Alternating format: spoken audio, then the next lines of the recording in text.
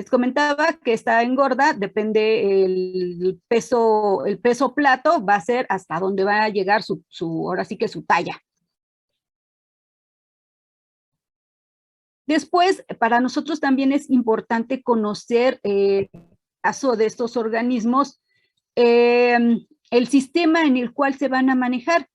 En el caso de los peces tenemos 4 sistemas de producción y dentro del primero va a ser el extensivo, el sistema extensivo que son, digamos, los más sencillos que vamos a encontrar, ya que se realizan en grandes cuerpos de agua, como por ejemplo un río, un lago, una laguna, y estos estanques son totalmente de tierra, ¿sí? Entonces nosotros podemos llegar y sembrar allí, únicamente hacer una especie de separación del resto del agua, y aquí llegamos, nosotros sembramos estos organismos y ahí los dejamos, ¿sí? Como les digo, les echamos nomás la bendición y ahí los dejamos. Nosotros no vamos a tener nada que ver, no metemos para nada la mano.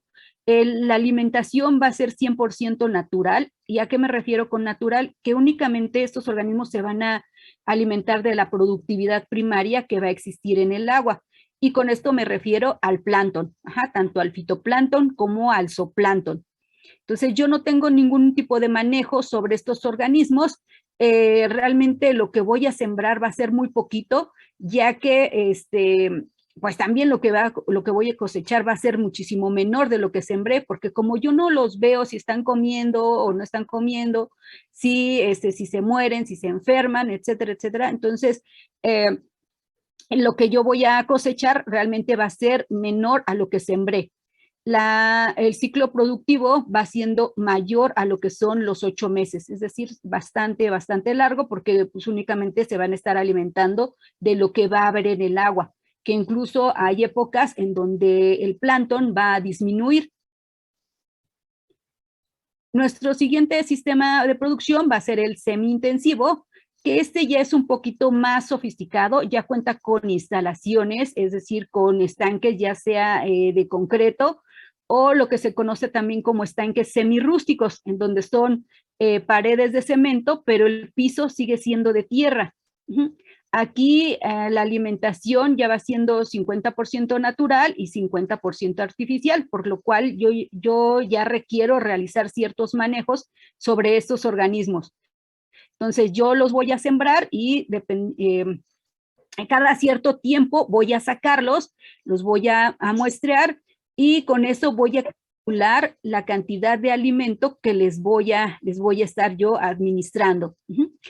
Ya entonces tengo manejo sobre estos, ya tengo que mi ciclo productivo va siendo un poco más corto, vean aquí ya dura 6 meses, 2 meses menos que en el anterior, y pues realmente eso es bastante, bastante ventaja.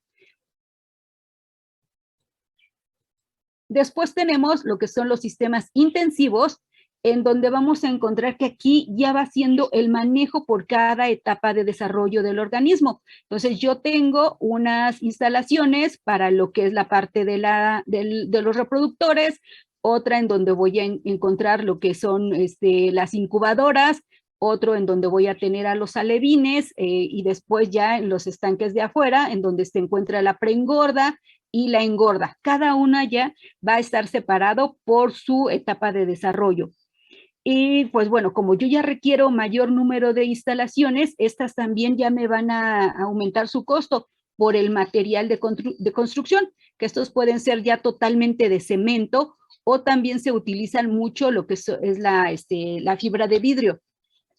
Entonces, todos estos ya nos van aumentando, como les decía, un poco los costos y pues en esto ya totalmente todo está controlado. ¿Sí? Yo ya aquí la alimentación es 100% balanceada, voy a encontrar que también voy a estar tomando ciertos parámetros en cuanto a lo que es la calidad del agua y voy a ver que también la sanidad ya va a ser un punto clave. Aquí yo ya no puedo dejar que se enfermen mis organismos y como yo ya estoy alimentando 100%, aquí el agua yo ya no la voy a encontrar de color verde, sino que aquí ya va a ser totalmente transparente. Si ustedes pueden ver, aquí se alcanzan a ver como unas manchitas entre grises y blanquecinas, que son los peces. Entonces yo ya los voy a poder estar observando.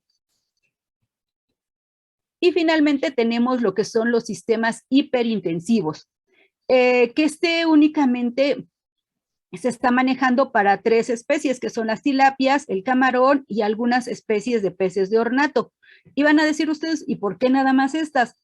Es que son las que están generando grandes, ahora sí que grandes retribuciones monetarias, y van a estar dando precisamente con con lo que se está, ahora sí que se está pagando por el producto. Con ese dinero que se obtiene, se están pagando las instalaciones. Aquí vamos a ver que ya tienen necesidades muy altas en cuanto a la oxigenación. Estas aguas ya son totalmente limpias, libres de bacterias, parásitos, por lo cual ya van a requerir sistemas de filtración muy sofisticados como lo son los rayos UV. Entonces ya a la hora de que entra el agua va a estar totalmente limpia, va a llegar a las diferentes instalaciones y también se le va a dar previo tratamiento para que salga también el agua de muy buena calidad. Entonces aquí vamos a ver que el agua ya es totalmente transparente.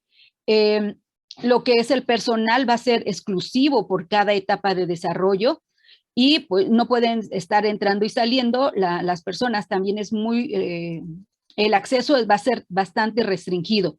Es muy importante en lo que son los sistemas hiperintensivos. ¿Alguna duda, pregunta de lo que son los sistemas de producción ahora sí que en los peces?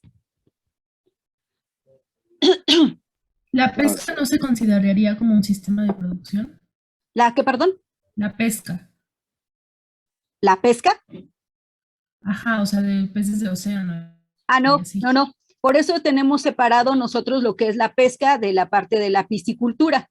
¿Por qué? Porque la pesca es la extracción de los peces de su medio natural. En cambio, la acuicultura son ciertas, lo tenemos ya bajo ciertos sistemas ya controlados. En cambio, en la pesca no tenemos ningún tipo de control sobre los organismos ni sobre el agua. Por eso no se encuentra dentro de los sistemas. Ah, ok. Ok, muy bien. ¿Alguna otra duda, pregunta? ¿No? Ok. No, muy bien, muchas gracias. Entonces, vámonos al siguiente tema, que entonces nosotros vamos a algo muy importante, hablando precisamente de lo que es el agua, que es el principal, ahora sí que es el medio en donde se encuentran estos organismos, y vamos a tener que analizar y observar la fuente de agua de donde está entrando hacia lo que son mis instalaciones. Entonces nosotros, esta agua puede venir, como les decía, de un río, incluso del mar, ¿no? Entonces va a entrar ya directo hacia nuestras instalaciones. Y aquí vamos a ver que siempre a la entrada de la granja vamos a tener que poner cierto tipo de filtros, vamos a tener que observar también qué actividades se realizan a lo largo del trayecto de esta fuente de agua y a la entrada poner rejillas, poner filtros para evitar la entrada de basura, de algunos otros peces que no deseamos que vayan a entrar a nuestras instalaciones, de animales muertos, etcétera, etcétera. Entonces siempre es importante tenerlo bajo control. También algo muy importante es observar la coloración del agua, ¿sí? Les decía que en cuanto a lo que es el agua en los sistemas semi-intensivos y extensivos es muy importante que tengan lo que es el plancton. Cuando un agua es rica en plancton, va a tener un color verde, un verde esmeralda. No sé si lo alcancen a ver aquí en esta imagen, cómo se ve un color verdecito.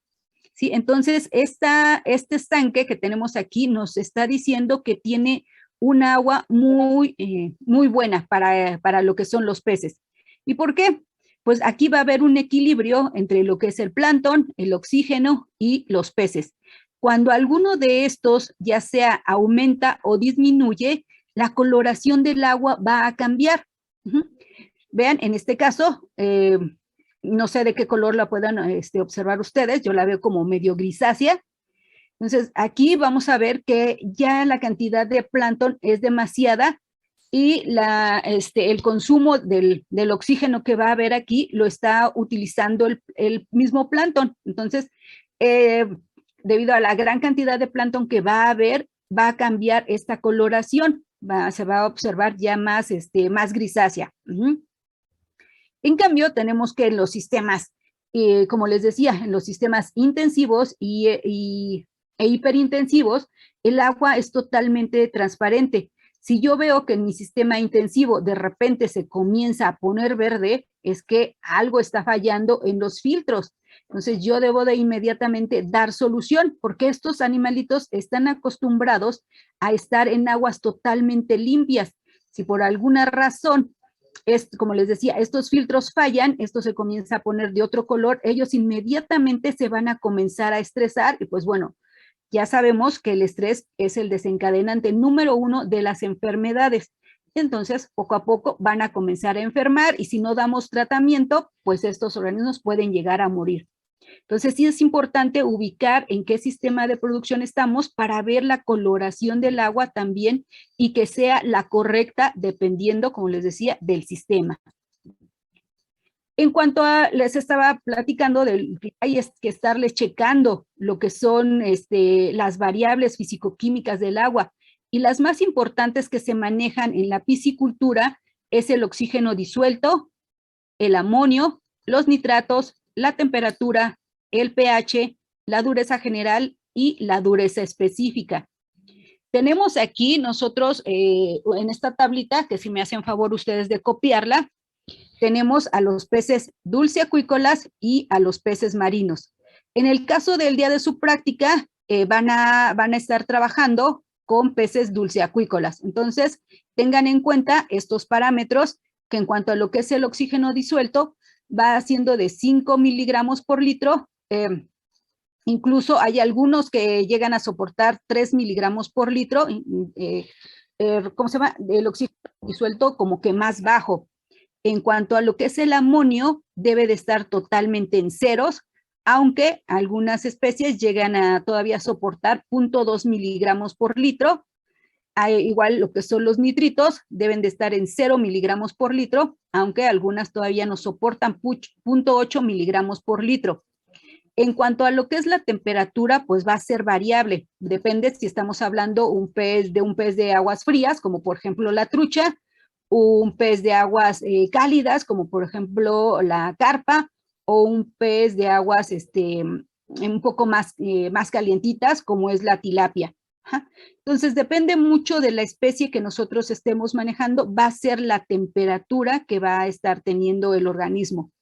Acuérdense que estamos hablando de especies poiquilotermas, las cuales su temperatura corporal va a depender mucho de la temperatura ambiental. Entonces, también la temperatura del ambiente juega un factor muy importante en cuanto a lo que es el desarrollo del organismo. Tenemos el pH, que el pH, si ustedes ven, va de un pH neutro, que es del 6 al 9, una dureza general que va del 1 al 150 miligramos por litro y la dureza específica que va de 1 a 150 miligramos por litro. Van a decir, ¿por qué hay dos durezas? La dureza general me mide todas las sales minerales que va a haber en el agua. En cambio, la dureza específica únicamente me va a estar hablando de los carbonatos de calcio que va a haber.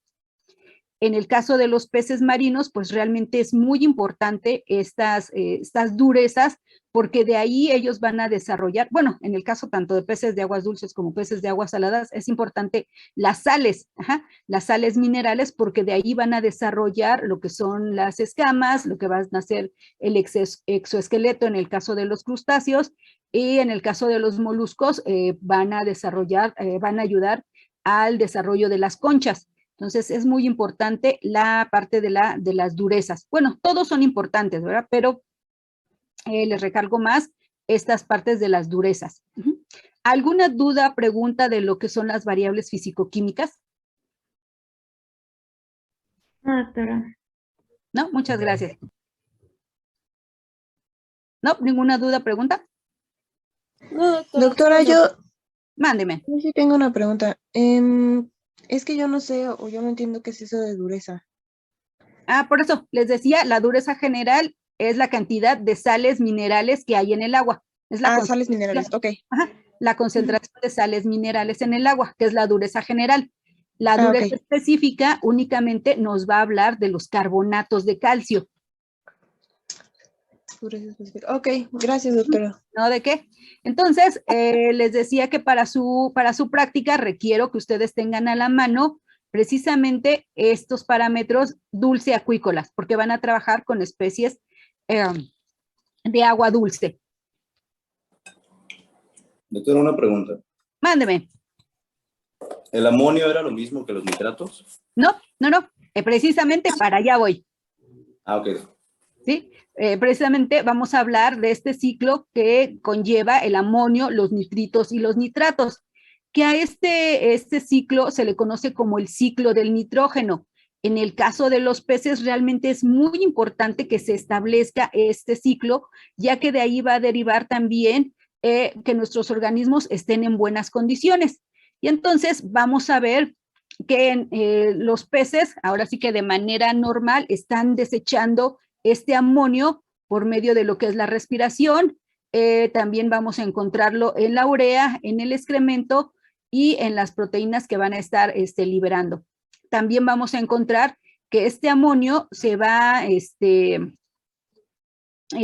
el amonio en la forma NH4 va a ser excretado por el pez, pero en la forma NH3 se va a encontrar, ahora sí que se va a encontrar acumulada por el exceso en cuanto a lo que es el alimento, en los restos de las plantas, animales muertos, y entonces vamos a ver que este amonio, el amonio NH4, va a ser un amonio asimilable. Entonces, no les va a causar tanto problema a lo que son nuestros organismos acuáticos. Pero, en cambio, el NH3, que es el amoníaco, el amoníaco sí va a estar causándole problemas a nuestros organismos. Entonces, este amoníaco de alguna manera debe de ser eliminado. Y en la naturaleza vamos a encontrar una serie de bacterias que se conocen como bacterias nitrificantes, las cuales van a degradar este amoníaco a nitritos. Entonces, para esto vamos a encontrar unas bacterias que se conocen como nitrosomonas, que van a degradar el amoníaco a nitritos.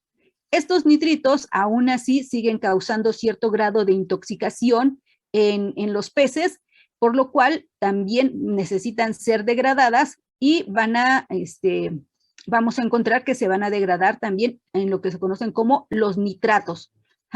Estos nitratos ya no son tóxicos para los peces, incluso sirven de alimento para otras bacterias y también pueden ser consumidos por lo que son las plantas. Entonces, estos ya no son tóxicos y ya los pueden, como les decía, asimilar. Entonces, es así como el ciclo se debe de instalar, deben de haber estas bacterias. Perdón, no les mencioné, las bacterias que se encargan de degradar los nitritos a nitratos se conocen como nitrobacter. Entonces, aquí nosotros únicamente mencionamos dos, que son las nitrosomas y las nitrobacter, pero en este caso de lo que es el ciclo del nitrógeno, son alrededor de 20 bacterias, las cuales están instaladas en los estanques o en los acuarios para degradar todo este amoníaco finalmente hasta llegar a los nitratos. ¿Por qué únicamente mencionamos estas dos? Porque son las que están en mayor cantidad de bacterias, son las que tienen mayor porcentaje de todas estas bacterias. Entonces, algo que sucede muy común cuando nosotros llegamos con nuestras peceras, recién compramos, pues como que me dan ganas de tener una pecerita en casa. Pues sí, vamos y compramos nuestra pecera allí en el mercadito, nos dan la pecera, nos dan los adornos, adquirimos unos 2, 3 pececitos, nos dan el alimento, llegamos, le echamos agua y echamos a los peces. ¿Y qué es lo que pasa? Que 2, 3 días más adelante el agua se comienza a poner como lechosa y finalmente nuestro pececito muere. ¿Qué es lo que pasó? pues que en este caso no le dimos el tiempo suficiente a que estas bacterias se desarrollaran. Y algo que no nos dicen también en los acuarios es que nosotros necesitamos tener estas bacterias nitrificantes para que el ciclo se instale. Entonces, ahí mismo, en donde venden este material, podemos nosotros comprar unos frasquitos que ya vienen con estas bacterias. Entonces, dependiendo de la cantidad de litros que tengamos en nuestras peceritas, pues ahora sí comenzamos a agregar el número de gotas que ahí mismo nos sugieren. Algo que también podemos hacer es que si nosotros conocemos a alguien que tiene ya también instaladas sus peceritas, entonces pedirle que nos regale como un litro de esta agua y dejarla ahí durante 2 o 3 días para que estas bacterias se comiencen a replicar. Más o menos lo que tardan en comenzar su replicación en estas bacterias son de aproximadamente 36 horas. Entonces, es muy importante para nosotros que como les decía, que se instale este ciclo.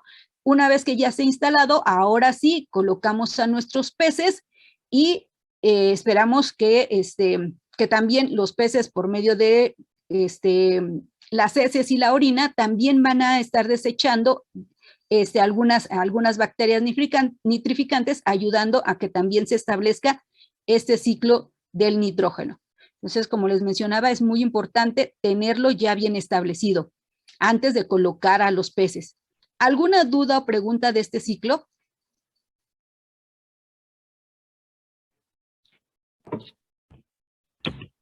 No, doctora, todo bien. Ok, perfecto. Entonces, si ustedes vieron, en cuanto a lo que es el amonio, debe de estar en 0. ¿Por qué? Porque si está en ceros, entonces me está diciendo que las bacterias sí están trabajando. También vamos a ver que lo que son los nitritos también deben de estar en ceros. ¿Sí?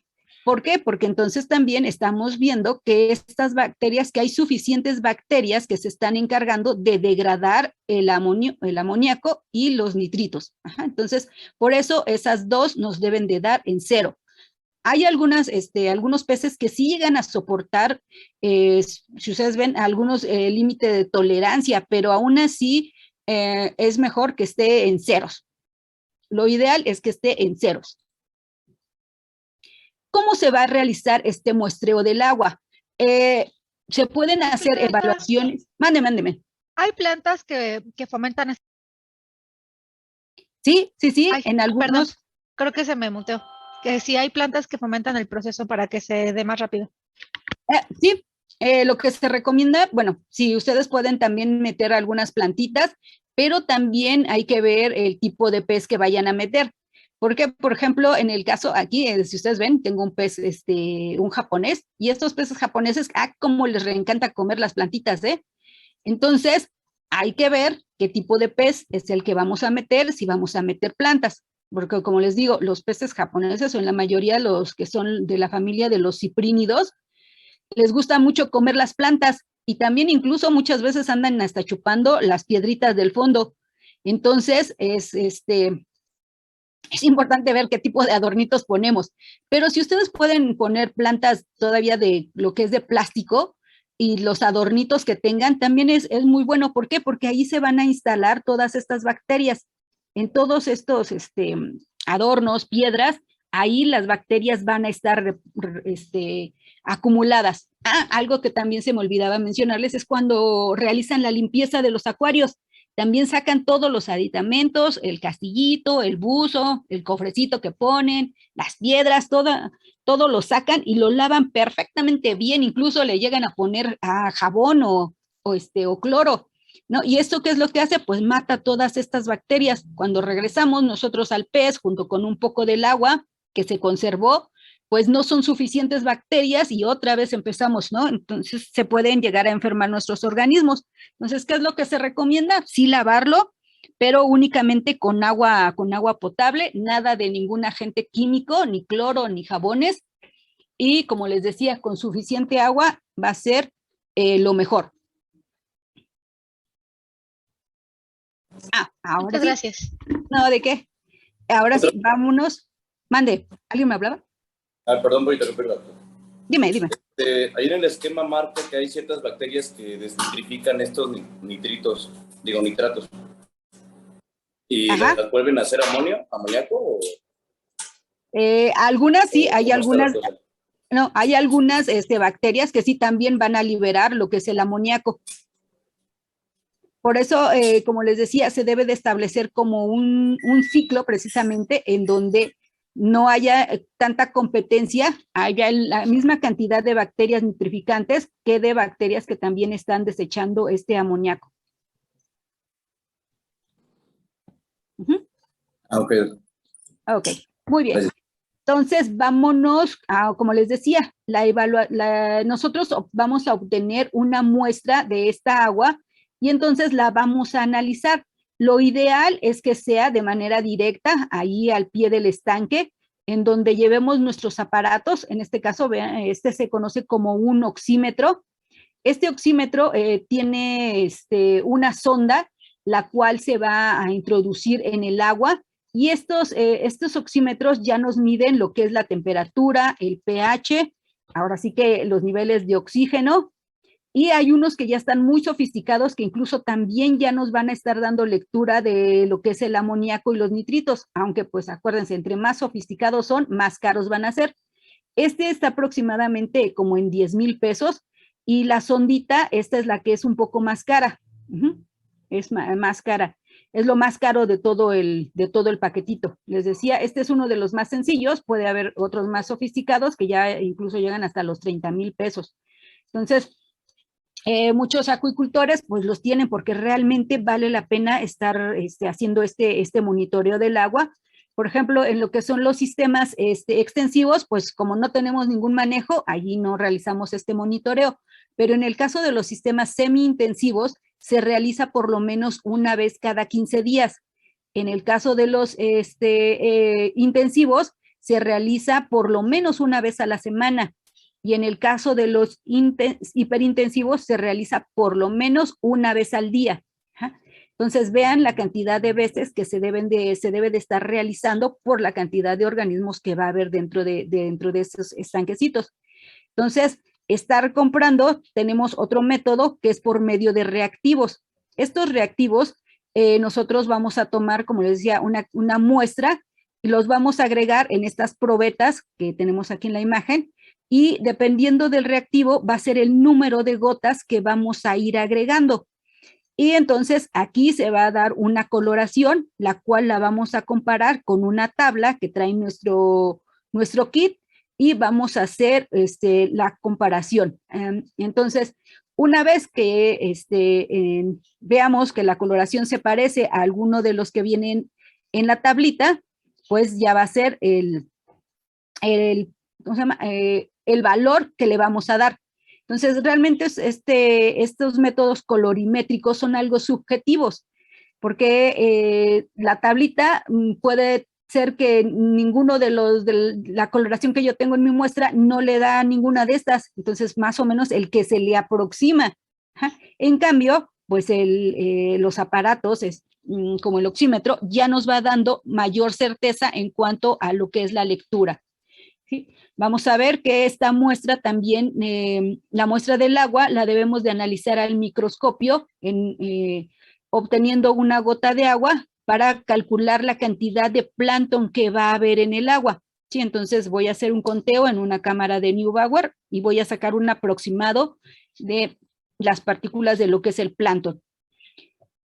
Algo que también es importante de destacar es que estos reactivos colorimétricos yo los debo de desechar en contenedores previamente marcados. Por cada una de las muestras va a haber un contenedor, ahí voy a ir yo desechando porque estos reactivos químicos pueden tener alguna reacción en el medio ambiente. Entonces yo no los puedo desechar ni en el estanque, ni en el drenaje, ni cerca, ni en la tierra. Entonces, lo ideal es que llevemos nosotros nuestros contenedores para ir desechándolos ahí. ¿Cómo vamos a tomar esta muestra de agua si es que no podemos realizarlo en el lugar? Entonces, se nos pueden mandar estas muestras, una muestra de manera homogénea, aproximadamente 2 litros, en envases de plástico que estén limpios y que tengan tapa. Entonces, ¿qué es lo que vamos a hacer? Vamos a sumergir este bote totalmente cerrado, lo sumergimos en el estanque a una profundidad aproximadamente de 20 centímetros, con la boca del envase hacia arriba y ligeramente inclinado. Una vez que ya lo tenemos así, entonces vamos a abrirlo y vamos a dejar que, ahora sí que entre el agua. Una vez que yo obtenga ya mi cantidad requerida, lo voy a cerrar nuevamente y lo voy a sacar para después rotularlo. Y pues en el rótulo debe de venir los datos importantes, como es el remitente, el solicitante, la fecha de la toma, el lugar de procedencia, el origen de la muestra y el tipo de análisis que se va a requerir. Entonces, esto es muy importante, ya que si nosotros, como les digo, no podemos ir al lugar, entonces nos pueden mandar esta muestra, pero esta muestra debe de trabajarse también lo más rápido posible para que nosotros podamos dar una lectura más certera.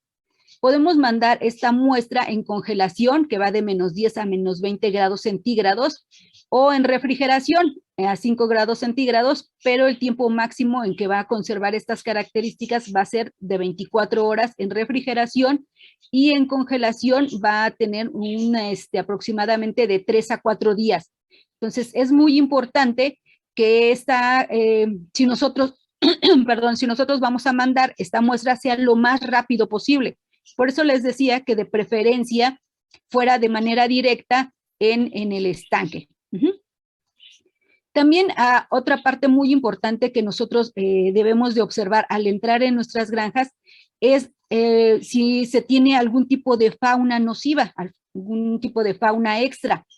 Y dentro de estas, pues podemos encontrar lo que son los sapos, las ranas, que realmente son grandes consumidores, sobre todo en las etapas de cría. Tenemos también lo que son las larvas de libélula. Estas larvas de libélula también son carnívoras. Entonces, si de repente vemos que ya están, hay que tratar de sacar la mayor cantidad posible de estas larvas, porque también se comen muy, muy rápido a lo que son las crías de peces. Hemos de ver si tenemos también caracoles, que muchas veces son transmisores de otras enfermedades, al igual que lo que son las aves. Vamos a encontrar, si no hay ganado, como borregos, vacas, cabras, etcétera, etcétera. Si también en las instalaciones se tienen aves, si se tienen perritos, que muchas veces los perros son parte de casi siempre de las granjas, porque son los que se encargan de cuidar en la noche. Algo importante es que estos animalitos, los perros sobre todo, deben de contar con su cartilla de vacunación y deben de estar amarrados durante el día. Ya en la noche a lo mejor pueden andar libres, pero se recomienda que siempre mejor estén en el día, estén bajo resguardo, y en la noche entonces sí ya puedan salir. Entonces siempre es importante que nosotros observemos qué tipo de fauna es la que también se encuentra alrededor, porque posiblemente puede ser algún vector de enfermedades.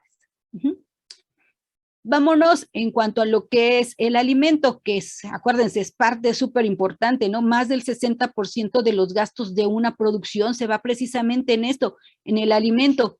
Y si yo este alimento no lo tengo bien almacenado y también no lo peso de acuerdo a la etapa de desarrollo en la cual se van a encontrar mis organismos, pues aquí estoy perdiendo muchísimo dinero.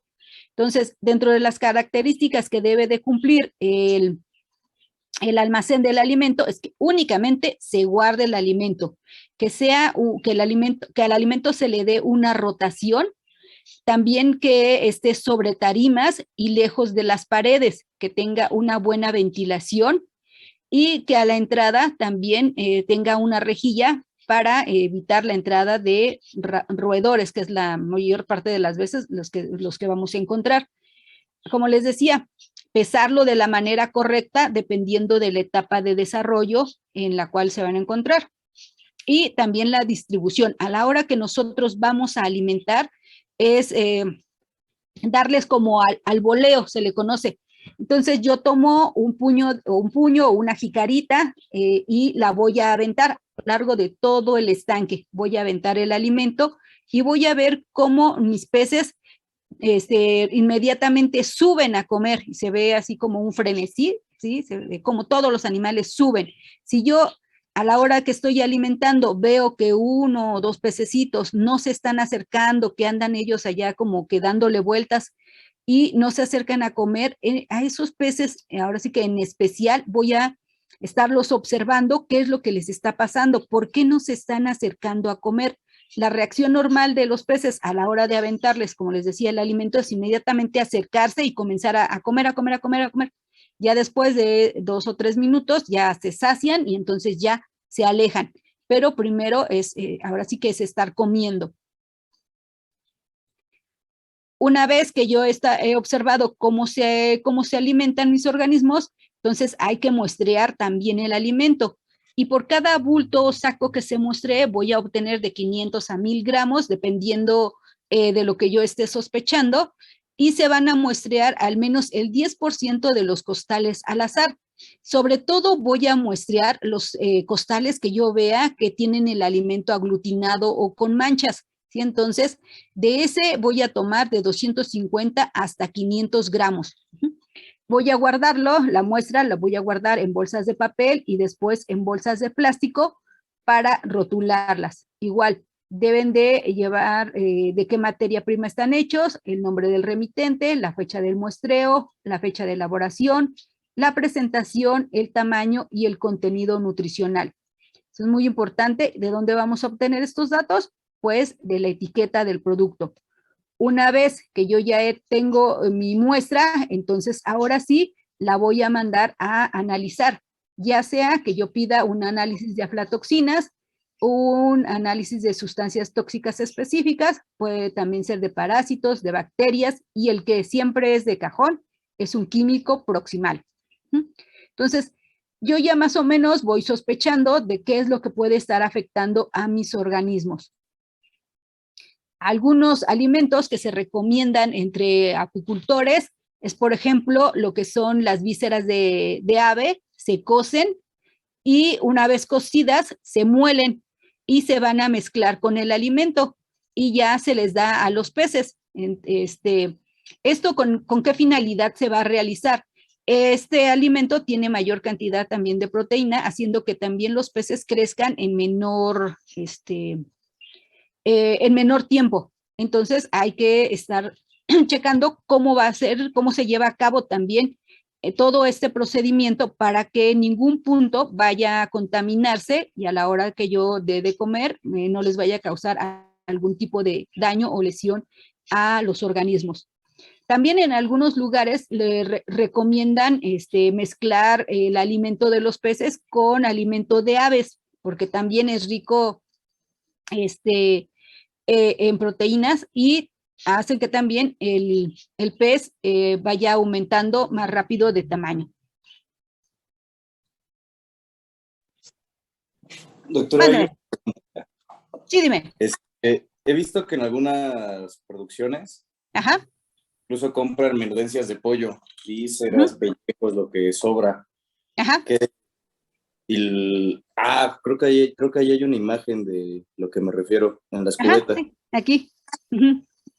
Ahí con eso, ¿qué riesgos puede haber en cuanto a la sanidad del estanque? Por eso les decía que esto lo cocen, no lo dan crudo, ¿eh? Esto lo tienen que cocer. Si ustedes ven aquí en la tina, ya está cocido. Ya está cocido, ahí también tratando de disminuir esos riesgos que bien mencionas, y después se va a moler. Una vez molido, se va a mezclar con el alimento. Entonces, esto se va como almacenando. También no debe de tener, no lo debemos de tener almacenado por mucho tiempo, porque pues esto es perecedero, todo inmediatamente ya se echa a perder. Entonces, nada más se va a moler la cantidad que se va a utilizar ese día, no más, para disminuir precisamente esos riesgos que nos mencionan. Querido, gracias. No, ¿de qué? vámonos con el manejo de los estanques y el equipo. Otra cuestión también es que nosotros debemos de estar preguntando y también observando qué tipo de manejo se realiza a todo el material que se está utilizando dentro de la granja, lo que son las redes, las escobas, cómo se realiza la limpieza de los estanques, cada cuándo, cómo la llevan a cabo, con qué la llevan a cabo, en dónde se encuentran resguardados todos esos utensilios, con qué se limpian, con qué se desinfectan. Todos esos pequeños datos que nos puedan ellos proporcionar acerca precisamente del estanque y de los equipos es muy importante para nosotros, ya que con eso, pues, vamos nosotros descartando qué puede ser lo que está afectando a nuestros organismos. Entonces, lo que se recomienda para la limpieza y desinfección de los estanques es utilizar únicamente cal. Ya después de que se vació el estanque, que salieron a la venta nuestros peces, ya llegaron a su peso plato, entonces vamos a vaciar el estanque. Primero debemos de sacar toda la materia orgánica que se pudo haber acumulado en el estanque. Una vez que ya está totalmente limpio, entonces agregamos lo que es la cal, distribuimos toda la cal en las paredes y en los pisos y ahí lo vamos a dejar. Después de aproximadamente 3 días, ahora sí, llegamos, barremos otra vez esa cal, la sacamos y limpiamos con agua y ahora sí ya se va a comenzar a rellenar nuevamente nuestro estanque. Vamos a ver que para la limpieza y desinfección también de todo lo que son las redes y demás utensilios que podamos ocupar, se recomienda únicamente que sea con agua potable y de preferencia que lo dejemos siempre al sol. No hay mejor desinfectante que el sol, a pleno rayo del sol, dejarlas colocado las redes, las escobas, las taras en donde vayamos a colocar el producto. ¿Sí? Siempre es muy importante eso. ¿Alguien levantó? María Fernanda. Doctora, yo tengo una duda de cuando nos estaba explicando que se puede mezclar el alimento de aves incluso con el de peces. Ajá. Antes de ese nos dijo que había otro alimento que por recomendación se puede moler y también combinar con el alimento de peces, solo que ya no escuché qué era.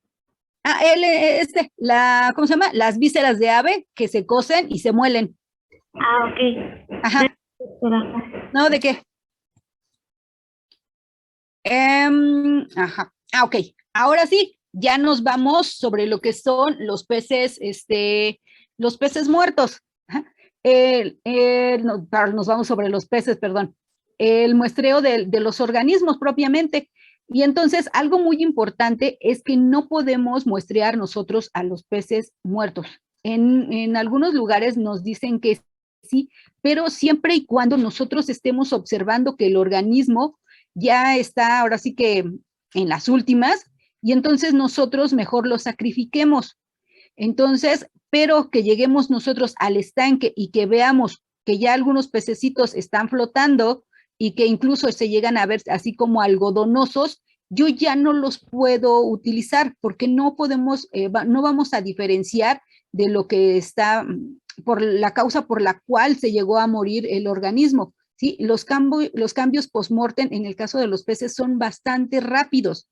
Entonces, de preferencia, nosotros no vamos a tomar estos peces. Bueno, ahora sí que estos ya son pescados, ¿sí? Ya no vamos a tomar a los pescados. Vamos a observar a los peces, primero cómo se manejan en grupo, cómo están reaccionando, y ya después, ahora sí, nos vamos sobre alguno en especial. Entonces, vean, nosotros podemos encontrar ya nuestros peces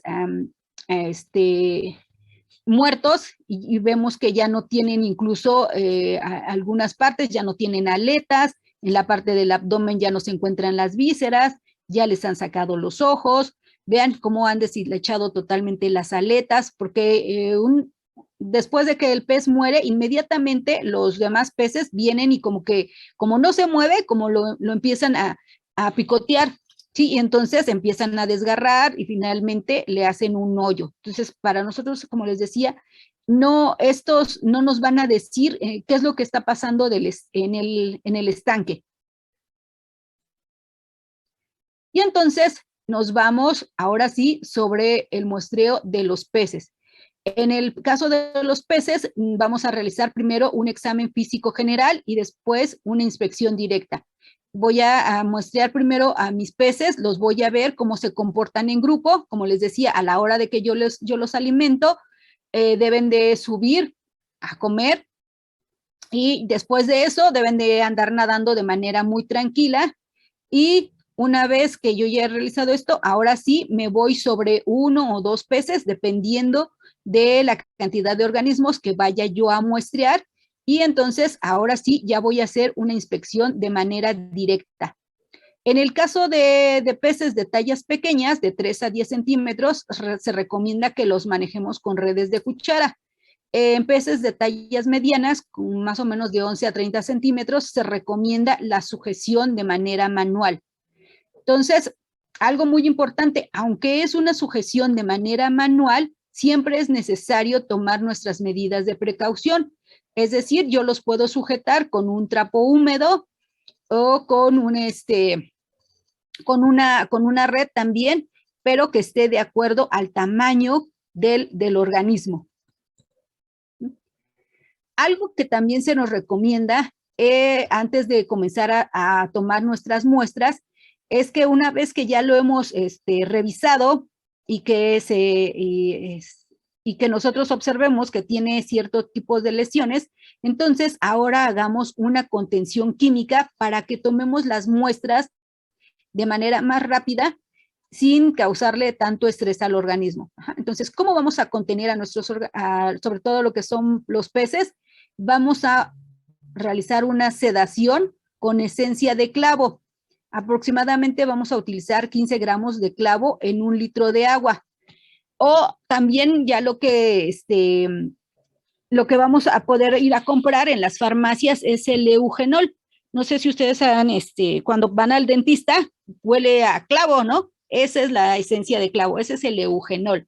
El eugenol es el principio activo que vamos a utilizar y lo vamos a diluir también en el agua para sedar a los organismos. Esto debe de ser muy rápido. Nosotros vamos a colocar a nuestros peces y en aproximadamente de 2 a 3 minutitos el pez va a comenzar a nadar medio raro. Ya después el movimiento tanto de la boca como de las aletas va a disminuir muchísimo más hasta que finalmente se quede como acostadito, como de lado. Y en ese momento es cuando nosotros lo vamos a sacar y lo vamos a comenzar a tomar las muestras. También otro método que se nos recomienda es utilizar el ácido acetil salicílico. Entonces, vamos a tener a nuestros pececitos en una tinita y ahí vamos a ir agregando poco a poco pedacitos de la pastilla del ácido acetil salicílico. Y ahí vamos a esperar igual a que el pez comience a bajar su metabolismo hasta que se coloque de lado. ¿Alguna duda, pregunta? Sí, ¿los 2 o 3 comprimidos es por litro? No. Es que también depende mucho del tamaño del pez. Entre más grande sea, mayor cantidad de comprimidos va a hacer. Entonces, el agua que ustedes van a colocar en los contenedores, el agua debe de cubrir al pez hasta donde llegue, ahora sí que es su aletita dorsal, hasta ahí van a colocar el agua. Y después van a comenzar por cuartitos, van a comenzar a agregar, en el caso de los comprimidos, van a comenzar a agregar, hasta que vean que el organismo se comience a sedar. Ok, gracias. Sí, por eso no les decimos que es por litro, sino que ahora sí que va dependiendo del tamaño del organismo. Hay peces que con un cuartito de Alka-Seltzer es más que suficiente. Entonces, y hay otros que no, hay otros que son más recios y hasta una pastilla completa nos llevamos.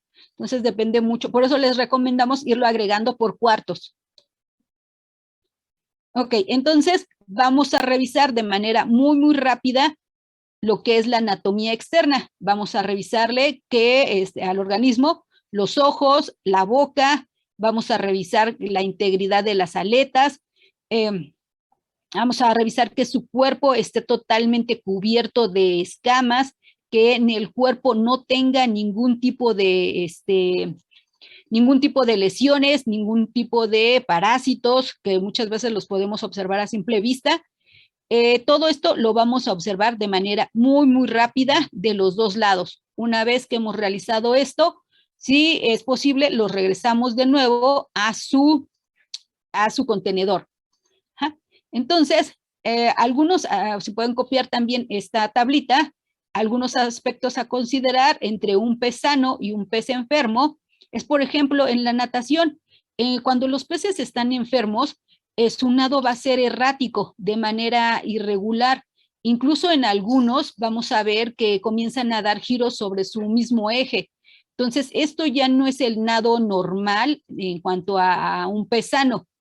Vamos a ver, como les decía, en cuanto al consumo del alimento. Ellos, de manera general, inmediatamente ustedes agregan el alimento y ellos suben. Cuando vemos que no están consumiendo y que si nosotros los sacamos y pesan menos de lo que deberían de estar teniendo en esa etapa de desarrollo, entonces algo le está pasando a nuestro organismo, por lo cual debemos también de estar observándolo. La reacción a la fuga. Nosotros, si ustedes intentan meter la mano a un estanque, inmediatamente los peces se alejan. Si cuando están enfermos, nosotros incluso los podemos tomar muy bien con la mano, no se alejan, ahí se quedan. Entonces, también algo raro les está pasando. La coloración, pues depende mucho de la especie que nosotros estemos trabajando. Hay peces como, por ejemplo, los peces japoneses que tienen esa coloración anaranjada. Si de repente nosotros vemos que ellos comienzan a tener puntilleos o que comienzan a cambiar de color, que el color no es el brillante que comúnmente vemos, entonces también debemos de tener cuidado. En cuanto a, les decía, la piel, observar que no haya descamaciones, que no haya úlceras o hematomas, que los ojos no estén opacos, ni estén como hundidos, que en cuanto a lo que son las branquias sea de color normal, que es un rojo brillante. Las branquias también deben de estar completas, no debe de haber ningún tipo de deshilachamiento, no debe de haber parásitos dentro de lo que son las branquias. Las aletas no deben de estar hemorrágicas, con heridas o lesiones, no debe de haber parásitos adheridos a ellas. Y en cuanto a lo que es el ano y las papilas genitales, no deben de tener signos de hemorragia, ni deben de estar abultadas. Entonces, esta es una tablita que nos puede servir para diferenciar de un pez sano de un pez enfermo. ¿Puedo cambiarle? Sí, doctora. Sí, muy bien. Muchas gracias. También vamos a encontrar algunos signos y lesiones observadas, ya dependiendo también del agente que nosotros estemos sospechando. Si nosotros sospechamos que es algo en cuanto a la calidad del agua, podemos encontrar a nuestros peces boqueando. ¿Y a qué me refiero con boqueando? En la parte de la más superficial de la columna del agua, ahí es en donde se lleva a cabo ese intercambio gaseoso entre el oxígeno atmosférico, se convierte en un oxígeno disuelto, el cual ya es va a ser el que es consumido por los peces en su respiración. Entonces, en esa parte de la columna del agua, ahora sí que la más superficial, ahí vamos a encontrar a los peces tratando de captar la mayor cantidad de ese oxígeno. Entonces, ahí nosotros podemos tener sospecha de que si no es cuando nos acercamos a comer y los vemos que están ahí, algo raro está pasando dentro de nuestra agua. También si vemos que hay un aletargamiento, que hay una hipersecreción de moco, un cambio de color en las branquias, pues podemos también sospechar que puede ser lo que es el amoníaco, que está causando irritación en la piel y que por eso están segregando, segregando lo que es el moco. Vamos a ver que si encontramos lo que es el abdomen dilatado, hemorragias petequiales y presencias de papilomas, podemos estar sospechando de enfermedades virales de la familia ARN. En cambio, si vemos lo que son las lesiones en piel, pero no hay papilomas, únicamente vemos lesiones en piel, pueden ser virus ADN. Algo que nos va a diferenciar de los ARN de los ADN es que los ARN son específicos por familia. En cambio, los ADN atacan a cualquiera. Incluso hay veces que es combinación de las dos enfermedades virales. Vamos a ver lo que son las bacterias gram negativas, en donde vemos algunas lesiones, como pueden ser manchas rojas en piel, deshilachamiento en las aletas. Podemos encontrar también ascitis, exoftalmia, ¿sí? Y pues acuérdense, estos son organismos saprófitos oportunistas. Tenemos que las gram positivas van a causar lo que son granulomas, abdomen hundido y exoftalmia. Estas gram positivas principalmente han sido transmitidas por el hombre hacia los peces. Entonces, estas bacterias se han adaptado muy bien al medio acuático y ahora están infectando a lo que son los peces. Y estas bacterias, como ha habido una adaptación muy buena, ahora también son zoonosis. Y es algo muy importante que nosotros debemos de estar checando en cuanto a las bacterias gram positivas. Tenemos otro agente, como son los hongos, en donde nosotros vamos a observar manchas algodonosas en piel y aletas. Podemos encontrar endoparásitos, en donde la mayoría de las veces vemos pérdida de peso, anorexia, y en los exoparásitos podemos encontrar hipersecreción de moco, que se frotan contra otros objetos. También en algunas ocasiones podemos encontrar puntos blancos en la piel. Entonces, depende mucho de la agente que sea. También podemos observar incluso a los parásitos en la piel de los peces.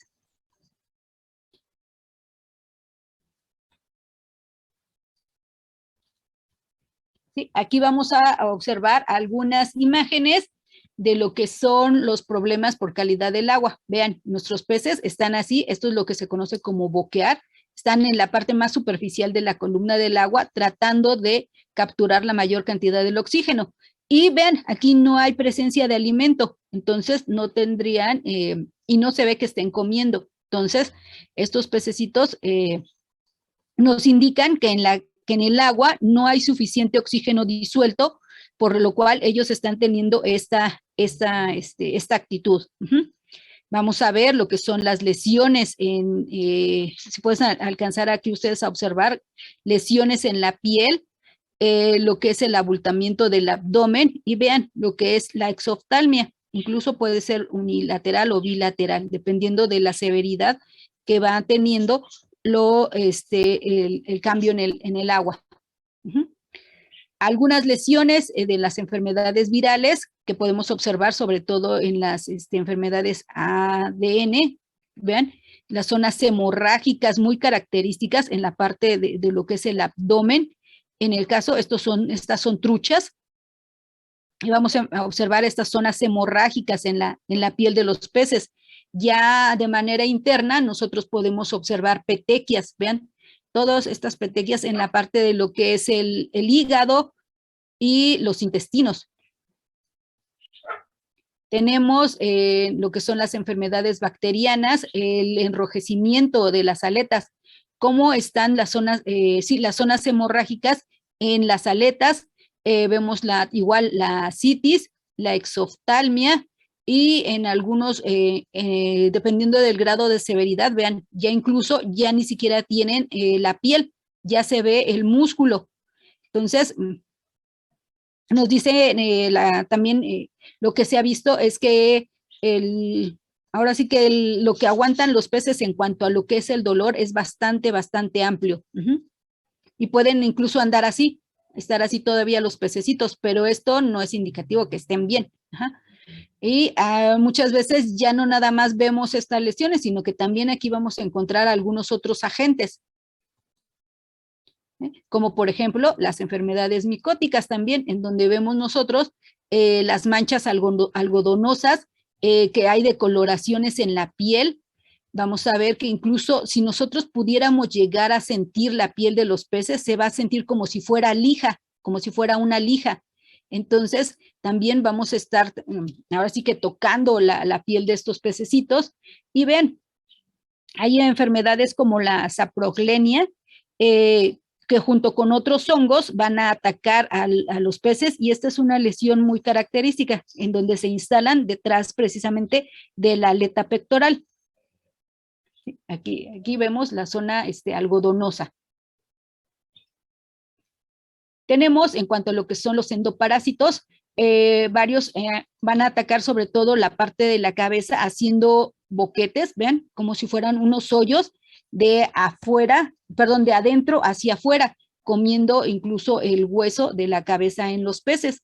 Vamos a ver que en los peces de acuario realmente podríamos llegar a distinguir cuando salen estos endoparásitos, porque son como de color rosita, un rosita muy claro, a diferencia de lo que son las heces. Cuando están defecando los peces también se ven así las tiritas, pero se ven de color oscuro, y es como si fuera un choricito, en donde viene la parte oscura, y luego viene un vacío, luego viene otra parte oscura.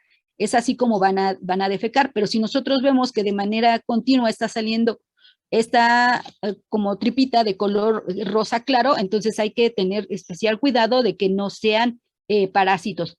Pero pues cuando son peces de consumo, que nosotros no podemos estar observando qué es lo que les pasa, vamos a ver que únicamente comienzan a enflacar, a enflacar, a enflacar. Y ustedes pueden ver este mazacote, son una gran cantidad de parásitos que había en un estanque de peje lagartos. Esto se sacó ya cuando se vació el estanque. Entonces, ya no, ahora sí que ya no hubo oportunidad de tratar a los organismos, porque pues nada más se observó ya al final cuando se sacaron para la venta. Pero eso sí, hay que tener especial cuidado a la hora que se realiza la limpieza y desinfección de los estanques, que sea de la manera correcta para eliminar toda esa cantidad de agentes en los estanquecitos que se pudieran llegar a quedar. Tenemos lo que son los exoparásitos. Vean, aquí este pez, este es un japonés moro, le dicen, porque es totalmente oscuro, y podemos observar este puntilleo blanco. Esta es la famosa enfermedad de Leach, o precisamente punto blanco, que se puede observar muy bien en este tipo de peces. Pero si fuera un pez de esta coloración clara, yo únicamente lo que voy a observar es que alrededor del puntito blanco voy a tener una zona hemorrágica. También tiene como que bastante delimitado el área. En el caso de este pez, vamos a encontrar lo que es el piojo. Vean la cantidad de parásitos que se van a encontrar incrustados en la piel del pez, por lo cual ellos se frotan contra otros peces o contra objetos tratando de liberarse de esta cantidad de parásitos. Y también los vamos a encontrar que tienen un exceso en cuanto a la producción del moco, también intentando que estos se liberen. Vemos también verdaderos boquetes en donde previamente quedaron instalados estos parásitos. También tenemos lo que es el gusano ancla, que se inserta entre las escamas. Si ustedes ven, aquí está, entre las escamitas se van insertando, y nosotros estos los podemos, tanto como los podemos retirar de manera manual, pero realmente es un trabajazo estar quitando de uno por uno. Imagínense si tengo un estanque con 500 peces, intentar quitar todos estos va a ser todo un cuento, ¿no? Entonces, hay que ver también la cantidad de exoparásitos que hay en el cuerpo de los peces para también dar el tratamiento correcto. Tenemos un mal manejo en las diferentes etapas. Se da mucho, sobre todo en la etapa de reproducción. Les comentaba que cuando se reproducen algunos peces es necesario que se les dé un masaje en la parte del abdomen. Entonces, si yo realizo mal este procedimiento, si yo no sujeto al pez de la manera adecuada y no lo protejo, vean lo que llega a suceder. Aquí yo ya quité el moquito que tienen de manera normal los peces, y yo ya no lo protegí. ¿Y qué hago para protegerlo? Primero, sujetarlo con un trapo húmedo, Vean el tamaño del organismo, es bastante grande, entonces aquí yo requiero 2 personas que agarren al pez, una por la parte de la cabeza y la otra por la parte de la aleta caudal con un trapo húmedo, hacer el masajeo de manera suave de craneal hacia caudal, siempre de craneal hacia caudal, de arriba hacia abajo, de una manera suave, para tratar de sacar la mayor cantidad de huevo que sea posible, de huevo o semen. Una vez que he realizado esa actividad, lo que se recomienda es protegerlo con grenetina ya disuelta. Ahora sí que la gelatina, ¿no? Ya gelatina, pero sin sabor. Y ponerle una pequeña capa para proteger esta zona, porque vean qué es lo que pasó después de 2 o 3 días que se realizó esta actividad. Aquí en donde se sujetó en el pedúnculo, también ya se causaron lesiones, y aquí en donde se realizó el procedimiento también, vean lo que llega a suceder. Sobre todo vamos a ver que se instalan lo que son las bacterias y hongos, que son los primeros que se van a encontrar en estos lugares. Entonces, importante siempre capacitar al personal para llevar a cabo estas actividades.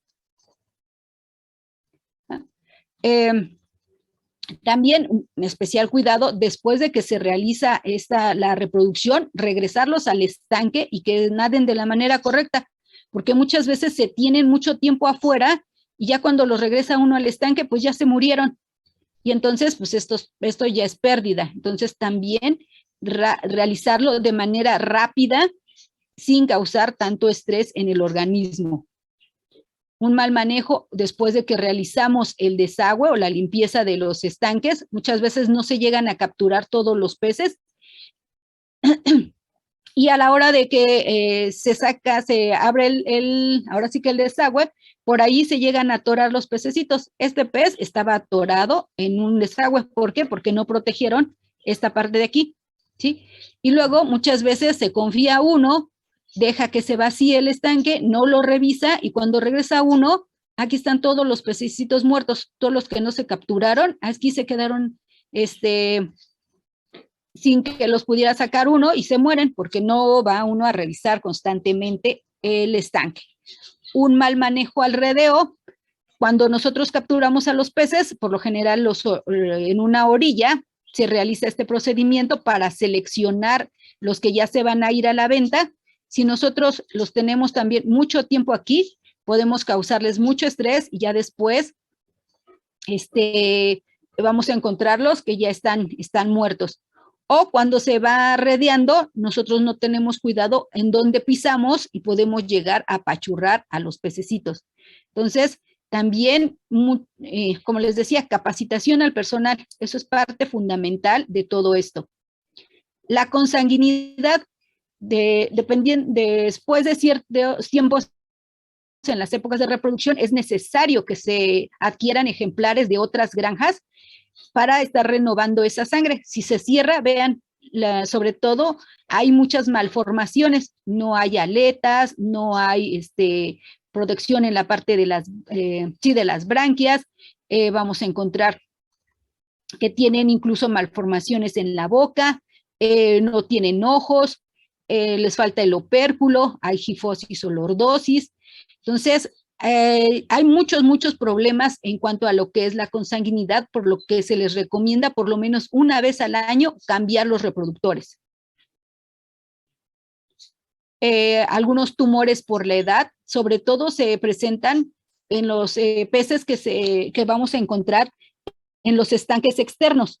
Ahí hay veces en que les dan de manera directa el sol, causándole estos melanomas. Y también, pues, estos pececitos ya no los podemos nosotros sacar a la venta. Y tampoco los podemos utilizar como reproductores. Mal manejo a la hora del empaque. Si ustedes han visto, cuando se venden los peces, los meten en unas bolsitas, le ponen cierta cantidad de agua y luego le echan como aire u oxígeno. Y entonces, si no se le hace un amarrado adecuado a la bolsa, se puede estar escapando el oxígeno, y como se pone uno tras otro, luego terminan apachurrados. y también se les llega a salir el oxígeno y pues queda la bolsa con agua, pero no tiene ya suficiente oxígeno para llevar a cabo ese intercambio gaseoso y nuestros peces también se van a morir. También hay que ser muy cuidadosos en esta etapa, no estar agitando la bolsa, no sé si se acuerdan de Darla, la de Nemo, cómo agita bien feo la bolsa, ¿no? No hay que hacer esos movimientos bruscos porque también les causamos estrés a los organismos y se pueden llegar a morir. ¿Alguna duda, pregunta hasta aquí? ¿No? Doctora, muchas gracias. Ok, ¿quieren descansar? Les tomamos 10 minutitos. Son las 12:42. A las 12:52 regresamos, ¿va? Muchas gracias. Muchas gracias.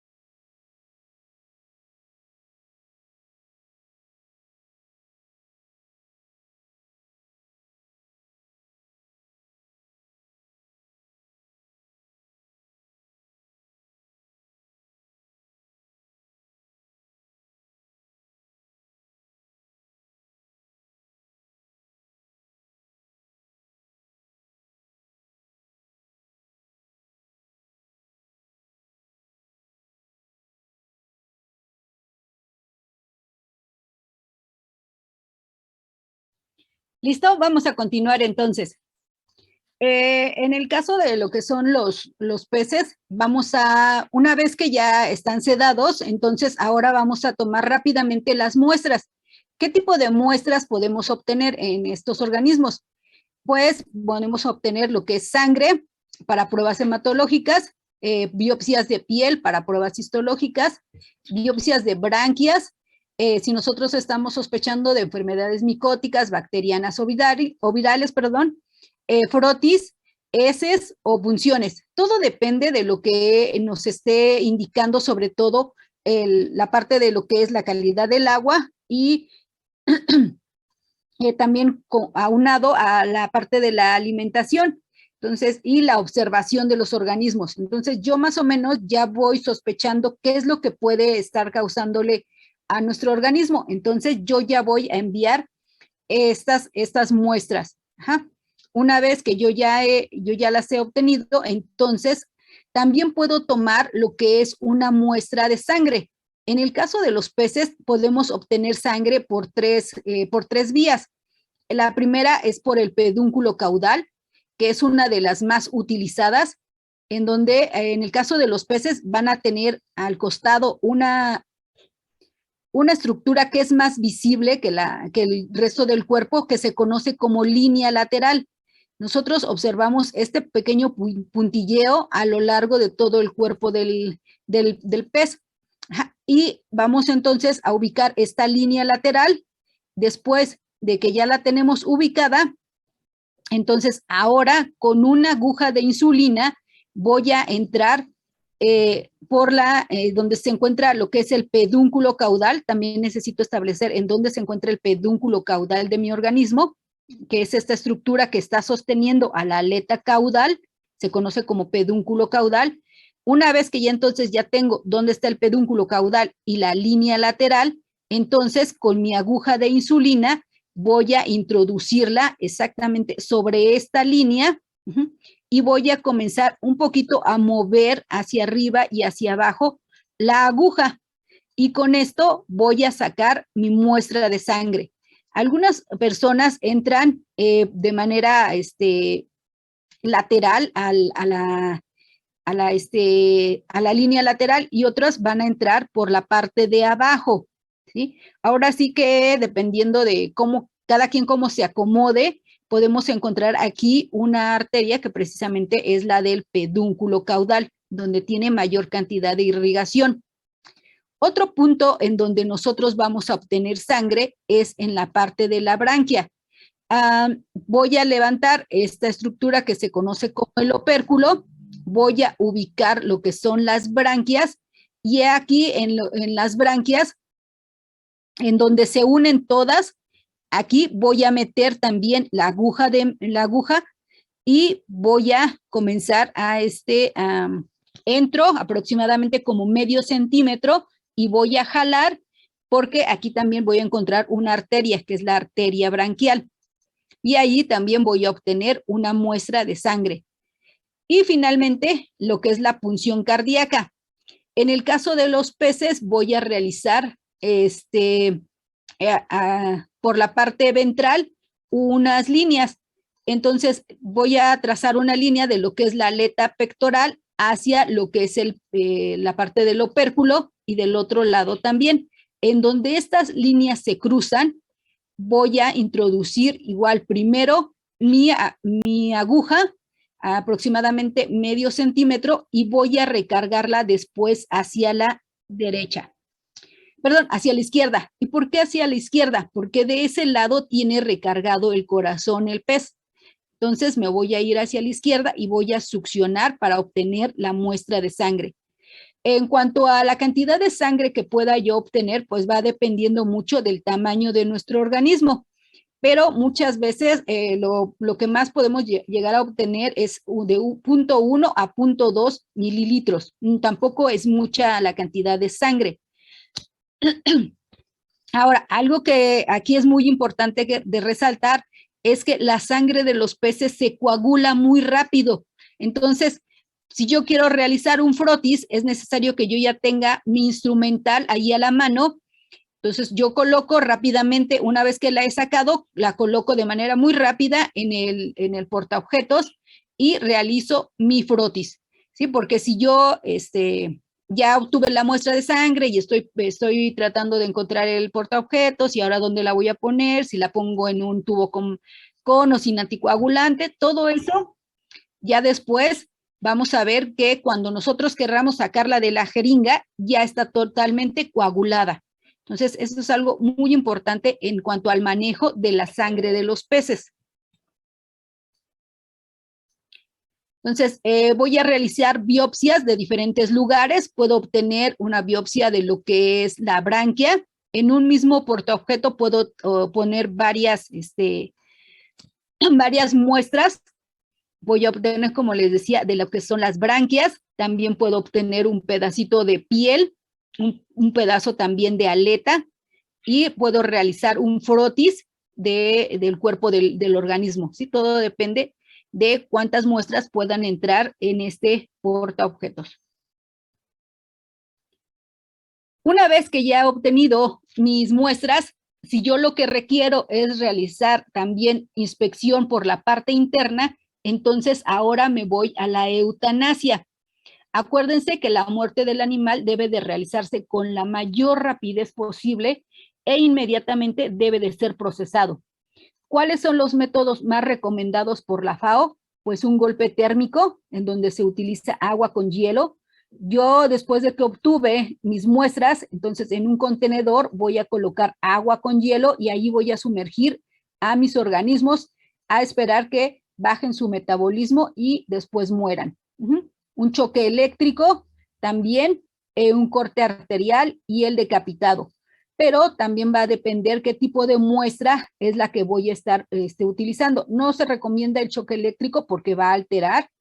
El corte arterial, si yo no necesito ver nada de las branquias, entonces aquí sí puedo realizarlo, porque si no voy a alterar precisamente estas estructuras que se encuentran.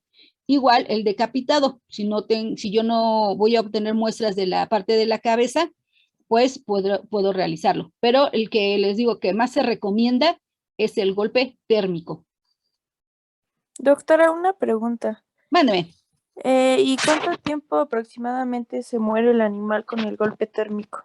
Estamos hablando de alrededor de 2 a 3 minutos. Es muy rápido. Muy, muy rápido. Por eso nosotros ya debemos de tener el contenedor con el hielo, no estarnos esperando a que ahora échale hielo, ahora échale más agua. No, ya debe de estar preparada este contenedor para que ya esté en la temperatura lo más bajo posible y colocar aquí a los organismos y también sea lo más rápido. Ok, gracias. No, ¿de qué? Una de las también más utilizados es la maceración del encéfalo.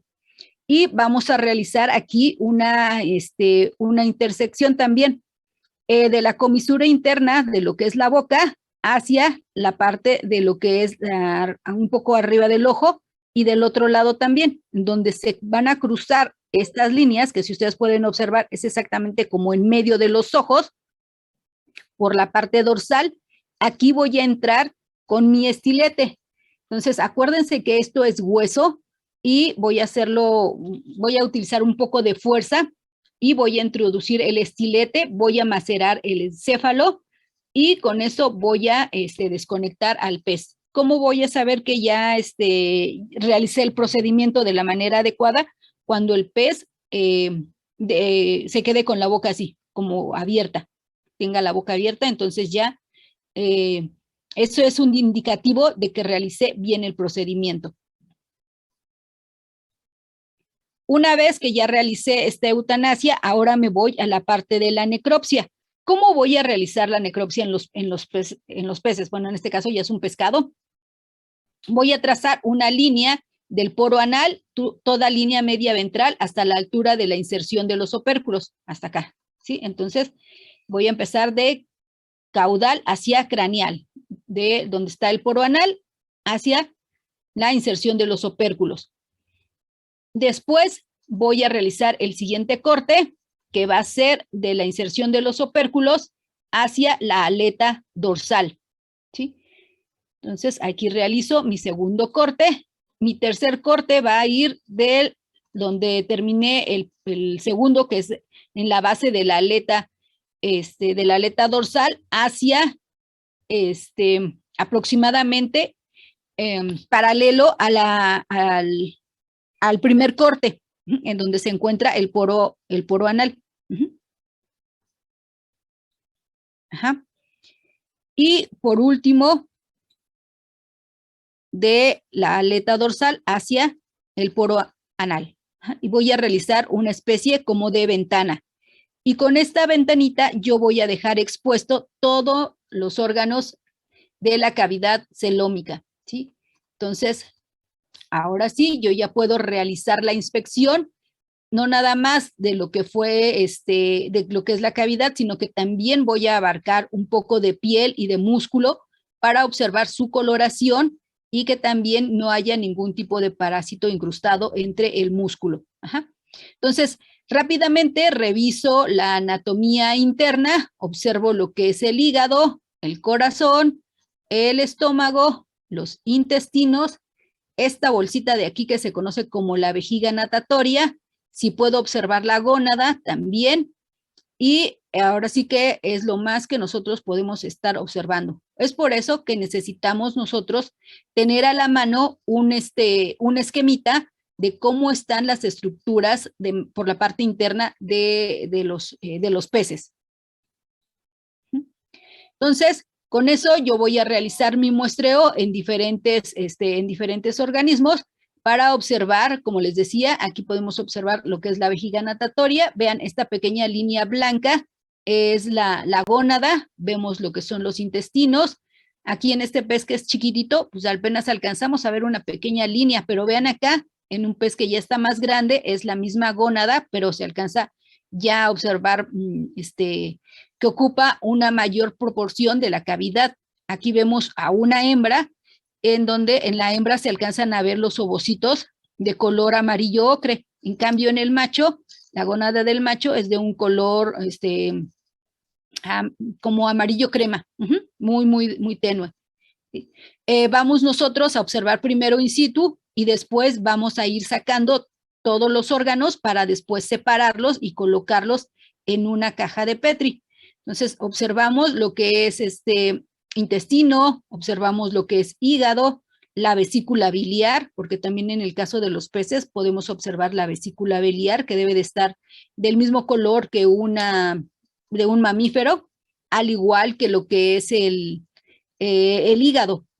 Y entonces ponemos en la caja de Petri lo que son las branquias, alcanzamos a poner lo que es parte del hígado, el corazón, si podemos colocar algo de músculo también, la vesícula biliar, y si nosotros obtenemos algunas otras muestras, como puede ser de vaso, del estómago, del contenido del estómago, etcétera, etcétera. Entonces nosotros podemos colocarlo en una cajita de Petri para después irlos colocando para mandarlos al laboratorio. Entonces, dependiendo también del laboratorio que nosotros elijamos, va a ser la muestra que se vaya a mandar. Por ejemplo, para bacteriología necesitamos un pez vivo en agua con oxígeno. Para toxicología, un pescado congelado. Para hematología, muestras de sangre con anticoagulante. Para una bioquímica clínica, muestras de sangre con y sin anticoagulante. Para citología, un muestra en formol al 10%. Para micología, improntas de diferentes órganos. Para parasitología, heces, parásitos del intestino, peces refrigerados o en hielo. Para histología podemos mandar muestras con formol al 10%, para biología molecular, muestras en formol también al 10%. Entonces, dependiendo de la muestra que nosotros vayamos a mandar, va a ser cómo la mandemos también, por favor. Eso es un dato muy importante. Entonces, nosotros vamos a llegar a un diagnóstico presuntivo con la observación de los peces, la historia clínica, tanto el muestreo del agua como de los animales. Entonces, así nosotros más o menos estamos sospechando de algo. Para llegar después a un diagnóstico diferencial, que le vamos a sumar también lo que es la morbilidad, la mortalidad, el análisis tanto del agua, del alimento, como de los peces, para finalmente llegar a un diagnóstico de tipo definitivo, en donde los resultados del laboratorio van a ser parte fundamental de este diagnóstico, que nos van a corroborar o nos van a mandar a realizar otra vez el muestreo de los organismos. En el caso también de lo que son los peces, existen algunas enfermedades que requieren reporte ante las autoridades correspondientes, sobre todo las enfermedades virales, porque esas enfermedades son muy drásticas. Cuando entra en una granja, en menos de 3 días ya se acabó a toda la población. Son muy, muy devastadoras. Entonces, y también son altamente contagiosas. Una vez que se instala una enfermedad viral, es necesario que también se instale un cerco sanitario. Nada entra ni nada sale de lo que es la granja. Todo lo que se encuentra ahí, de ser necesario, se va a tener que incinerar. Los animales que llegaron a sobrevivir se tienen que sacrificar y estos deben de ser también desechados bajo ciertas normas. Las enfermedades bacterianas son de notificación obligatoria ante la SAGARPA, sobre todo las enfermedades, las que les decía que son las zoonóticas, porque hay que estarle dando seguimiento a las personas que se llegaron a enfermar. Y algo muy importante es que tenemos una norma, que es la norma oficial NOM 011 PES del año de 1993, la cual regula la aplicación de cuarentenas a efecto de prevenir la introducción y dispersión de las enfermedades. Pero vean, es del año de 1993. Realmente es una norma muy joven. Antes de esta norma no había otra, por lo cual entraron un montón de enfermedades que en México no se encontraba. Y todo fue ¿por qué? Por cuando se introdujeron animales, sobre todo peces de ornato, se trajeron también muchas enfermedades de otros países. Y pues estas enfermedades inmediatamente se comenzaron a propagar. Entonces, enfermedades que no teníamos, ahora se tienen. Y ahora estas normas se debe de cumplir, sobre todo en los peces que se importan. ¿Para qué? Pues para precisamente que no se introduzcan más enfermedades. ¿Qué tratamientos se le pueden dar ahora sí que ante un brote? Las enfermedades virales no se tratan, y esto es porque no nos da tiempo ni siquiera de darles ningún tipo de tratamiento. Son, como les decía, son muy severas, al igual que las enfermedades gram positivas. Las gram negativas, pues se les dan antibióticos. Para las enfermedades micóticas se utilizan los yodos, las acriflavinas, y actualmente también se están utilizando mucho lo que es la herbolaria. Por ejemplo, utilizar el epazote, utilizar el ajo, la cebolla, y no es para hacer caldo, es la sustancia activa de estas para estas enfermedades tanto micóticas como parasitarias, y realmente están dando muy buenos resultados, y con eso también no afectamos a lo que es todos los agentes saprófitos que se encuentran en el agua, porque si nosotros, acuérdense, entre más medicamento utilicemos, pues podemos causar serios daños, ¿no? Entonces, estos tratamientos herbolarios están dando muy, muy buenos resultados. Y pues las enfermedades parasitarias depende mucho si estamos hablando de un parásito interno o de un parásito externo. Y bueno, ante esta situación, nosotros, ¿qué es lo que recomendamos? Pues tener programas de control. Y dentro de estos programas de control, creo que dentro de los principales es contar con una adecuada calidad del agua, una buena calidad del alimento y apropiada para la fase de vida, capacitar a los trabajadores para que se realice un manejo adecuado, y con esto pues vamos a evitar el estrés en los animales. Muchas veces los trabajadores cuando están enfermos ni siquiera se presentan, pero pues cuando se llegan a presentar es mejor ahora sí que regresarlos para evitar algún tipo de contagio hacia lo que son los animales, y al contrario, ¿no? Cuarentenar a los animales nuevos y eliminar los huéspedes intermediarios. Todo esto es parte muy importante de todo el manejo que se va a realizar en lo que son las granjas, a fin de evitar pues que los organismos se estresen, se enfermen y pues tengamos mayores repercusiones. Ajá. ¿Alguna duda, pregunta hasta aquí? Doctora, Pero en el caso de los tratamientos herbolarios como el epazote, ¿cómo es que se administran? Ahí se tiene que hacer el aceite, el aceitito se mezcla con el alimento. Entonces a los peces se les deja, haz de cuenta que siempre comen en la mañana, a una hora en la mañana. Entonces a esa hora en la mañana no se les da un poquito más tarde. ¿Para qué? Pues para que ellos ahora sí tengan más hambre. El alimento, como les digo, se mezcla con estos agentes y a la hora que uno se los avienta, es casi seguro que se lo vayan a comer por el hambre que van a tener. Entonces, con esto aseguramos que el tratamiento les llegue. Ok, gracias. ¿No de qué? Había otra pregunta. sí, Doc. Mándeme. ¿Qué anticoagulante se usa para las muestras de sangre? ¿Qué, perdón? ¿Qué anticoagulante se usa para las muestras de sangre? Igual ¿cómo se llama? El EDTA. Y también pueden utilizar, se me acaba de ir el otro. ¿Heparina? Ándale, ajá, sí, ese, pero el que más utilizan es el EDTA. Entonces no tiene ningún efecto sobre los eritrocitos de los peces, ¿verdad? No. Y aparte tiene que ser muy, muy rápido. Como les decía, así como ustedes van a obtener la muestra de sangre, inmediatamente meterlo en los tubitos y agregarles el anticoagulante. Ok, Doc, gracias. No, ¿de qué? ¿Alguna otra pregunta? ¿No? ¿Ninguna? Ok, muy bien. Entonces, el día de su práctica, ustedes van a realizar un pequeño caso. Y en el caso, por ejemplo, del grupo 1, que es el de la doctora Irma y del doctor Eduardo, a ustedes les toca su práctica el día miércoles de 12 a 16, de 2 a 4. En el caso del grupo 1705, que están a cargo de la doctora Mayra y del doctor Vicente, a ustedes les toca su práctica de 9 a 11 el día miércoles. Y en el caso del grupo 1709, que una servidora es su titular, les toca su práctica de 9 a 11 el día jueves, si eso estoy en lo correcto, ¿verdad? Entonces, cada uno de ustedes debe de realizar en una hojita, debe de realizar 15 preguntas.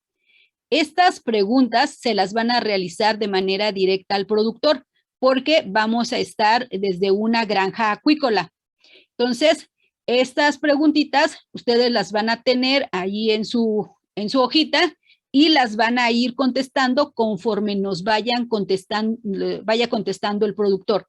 Entonces, estas preguntas, ya sea que de manera directa puedan ustedes abrir su micrófono y hacérsela al productor o escribirla en el chat. Pero la cuestión es que sus 15 preguntas deben de tener su respectiva respuesta. Todo esto lo van a entregar. Una vez que se realizaron las preguntas, después se van a muestrear el agua. Ustedes van a ver cómo se toma el agua y cómo se llevan a cabo los diferentes análisis que les estaba platicando, el oxígeno, el pH, la temperatura, etcétera, etcétera. Y ustedes deben de también realizar una tablita en donde van a ir anotando los resultados y me van a interpretar esos resultados, de qué manera va a afectar el caso clínico. Después, ustedes deben de tener también un diagrama de la anatomía interna y externa del pez. Aquí me faltó ponerle, que es un diagrama de la anatomía interna y externa. Entonces, en estos diagramas, una vez que muestren a los peces, el encargado que va a estar dando la práctica nos va a ir enseñando en dónde se encuentran las lesiones. Entonces, por ejemplo, en la aleta pectoral está deshilachada. Pues yo marco en mi esquema que la aleta está deshilachada. Que tiene un área en donde no tiene escamas. Pues esa parte yo la marco en mi esquema, que es una, que no tiene escamas. Y, por ejemplo, en el de la parte interna, que la vesícula estaba aumentada de tamaño. Entonces, yo marco en mi diagrama de la anatomía interna la vesícula aumentada, que el intestino estaba vacío. Pongo intestino vacío. Entonces, todo voy a ir marcando donde se encuentran las lesiones. Una vez que yo ya tengo contestadas las preguntas, veo los resultados de la calidad del agua y veo los diagramas, entonces ahora voy a realizar un diagnóstico presuntivo. Es decir, yo voy a colocar que estoy sospechando que es un mal nutricional, que es un, que puede ser una bacteria, que puede ser un virus, que puede ser un parásito, que puede estar afectando la calidad del agua. Entonces, de lo que yo esté sospechando, aquí lo voy a colocar en los diagnósticos diferenciales. Y con estos diagnósticos diferenciales, ustedes me van a decir qué muestra mandarían y qué análisis le realizarían para obtener un diagnóstico definitivo. Es decir, que si yo tengo, yo estoy sospechando de una bacteria, entonces mando realizar un frotis de piel, podría ser de piel, de branquias, y con eso va a ser más que suficiente para llegar a un diagnóstico definitivo. Ajá. Todo esto, las preguntas, los resultados de la calidad del agua, los diagramas y el diagnóstico presuntivo junto con los diagnósticos diferenciales y los análisis me lo van a mandar a mi correo, que es naranjomercadoa@gmail.com, a más tardar el día viernes a las 11:59 de la noche. Ajá. A más tardar el día viernes a las 11:59 de la noche. ¿Alguna duda o pregunta de lo que van a entregar? Doctora, esas preguntas, bueno, la hoja de las 15 preguntas, ¿son preguntas que vamos a inventar nosotros? Ajá, sí, con lo que acabamos de ver. Ok. Como hace rato uno de sus compañeros nos estaba diciendo, ¿no? Que podemos preguntarle al productor cada cuándo alimenta, con qué alimenta, etcétera, etcétera. ¿Sí? ¿Alguna otra duda, pregunta? Mándeme. De respecto al diagrama del pez, ¿usted nos va a decir qué especie debemos de buscar para tenerlo listo? Ah, sí, de preferencia que sea una tilapia, por favor. Doctora, una Ajá. preguntota. Respecto al diagrama, tenemos que hacer como, pues, uno, o sea, es que no sé cómo decirlo, un diagrama en donde el pez esté sano y hacer otro para ahí marcar. No. En el mismo. En el mismo, es un esquema. Un esquema. Ustedes busquen una imagen, ahora sí que de internet, en donde esté el esquema de la anatomía interna y externa, como les digo, de preferencia de una tilapia. Ok, y perfecto. Ya con eso. Muchísimas gracias. Sí, las preguntas pueden ustedes hacerlos ya sea a computadora o a mano. El chiste es que tengan esas 15 preguntas. O sea que cada quien le va a hacer 15 preguntas al productor. Ajá. Bueno, luego muchas de esas se repiten. Ah, ok. Entonces hay que estar atentos a lo que nos está platicando el productor para ir contestando nuestras preguntas. Y en caso de que haya alguna que él no mencionó, no comentó, entonces la escribimos en el chat o se la hacemos, como les decía, de manera directa. O sea, tendríamos que tener ya listas las preguntas y los diagramas para la práctica, ¿no? Sí. Por eso se las estoy pidiendo desde el día de hoy, para que el día de su práctica ya tengan todo esto y puedan trabajarlo. Ok, doctora, muchas gracias. No, ¿de qué? Y con esto ustedes van a obtener su calificación.